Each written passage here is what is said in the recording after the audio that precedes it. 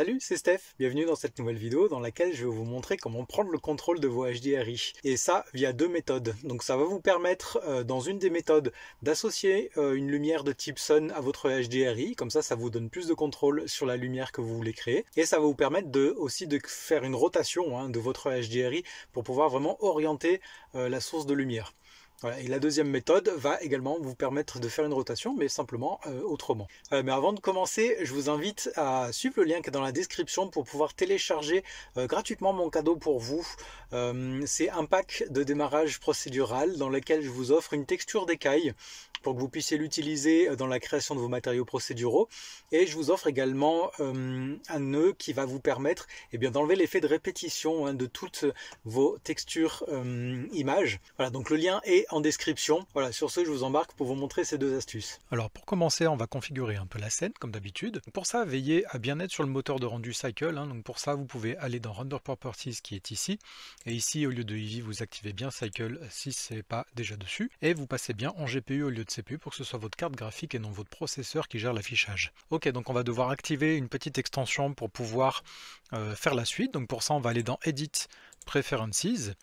Et ici, dans l'onglet Add-on, vous pouvez taper ici Sun et activer Light in Sun Position, qui est ici si ce n'est pas déjà fait. Ok, donc je vais simplement ajouter un ou deux objets pour projeter la lumière dessus, c'est quand même toujours plus sympa. Donc pour ça, je fais majuscule A, et dans Mesh, je vais ajouter un plan pour projeter comme si c'était un sol. Voilà, donc j'élargis avec S, je fais CTRL A, et j'applique la nouvelle échelle. Ensuite, je refais majuscule A et je vais simplement ajouter un cube. Donc dans Mesh, ici, on peut aller chercher un cube et faire un GZ1 pour qu'il soit au niveau du sol. CTRL A, All Transform, comme ça, vous avez une scène qui est même propre, en ayant mis le point d'origine de ce cube au niveau du sol également. Ok, donc on n'a pas forcément besoin de faire tout ça, mais voilà, au moins je vous explique un peu toute la démarche au fur et à mesure. Ok, donc maintenant, vous voyez que si je passe sous Cycle en cliquant sur ce bouton ici, donc moi j'ai une lumière de base, donc qui n'est pas un HDRI, donc là je vais le changer en un HDRI, donc pour ça je vais dans World Properties ici, et ici sur la pastille jaune je clique dessus, et je vais aller chercher Environnement de texture. Donc là vous voyez que ça me projette tout en violet. Pourquoi? Parce que ça signifie tout simplement que pour l'instant Blender n'a rien à projeter pour faire la lumière ambiante. Vous voyez qu'ici il attend de nous qu'on lui dise quelle image utiliser. Donc je vais cliquer sur Open et ici je vais venir choisir un HDRI. Donc je vous conseille, si vous n'en avez pas, d'aller sur HDRI Avon. Je vous mets le lien dans la description, vous en trouverez tout plein qui sont complètement gratuits. Donc je vais utiliser celui-là. Donc pour ça, utilisez bien un HDRI où il y a un soleil, si vous voulez pouvoir replacer le soleil dessus. Ici vous voyez que il est ici. Hop, vous voyez, il est là. Donc on va pouvoir utiliser ça. Donc en force, je vais le remettre à 1 pour qu'on voit bien le HDRI. Et donc là, je vais pouvoir donc ajouter une lumière de type soleil. Donc pour ça, je fais majuscule A ici dans Light, on va chercher un Sun.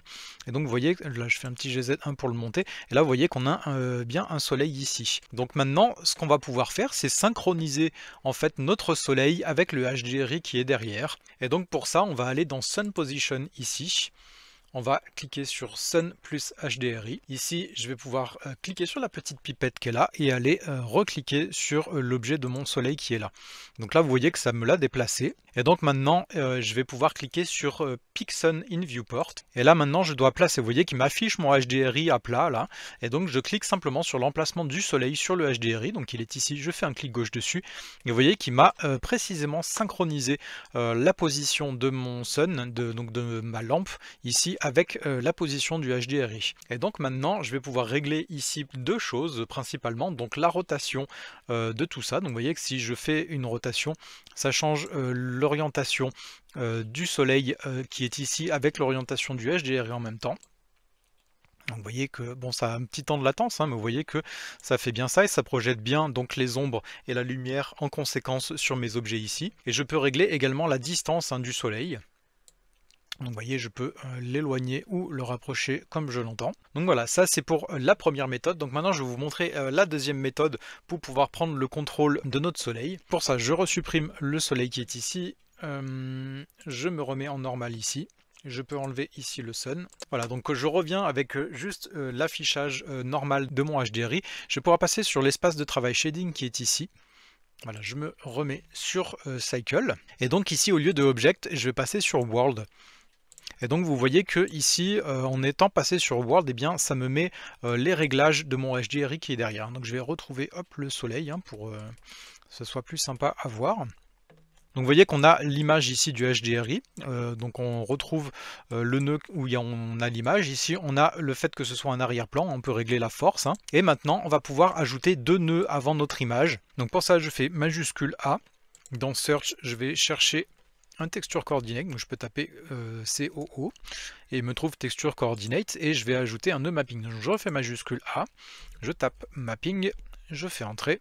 Voilà, donc je peux envoyer le moyen de coordination généré pour le mettre dans le vecteur de mon mapping, et j'envoie le vecteur de mon mapping dans le vecteur de mon image. Voilà, et maintenant ça va me permettre de pouvoir utiliser la donnée de rotation sur Z qui est ici. Et vous voyez que à partir de là, je peux effectuer une rotation de mon HDRI.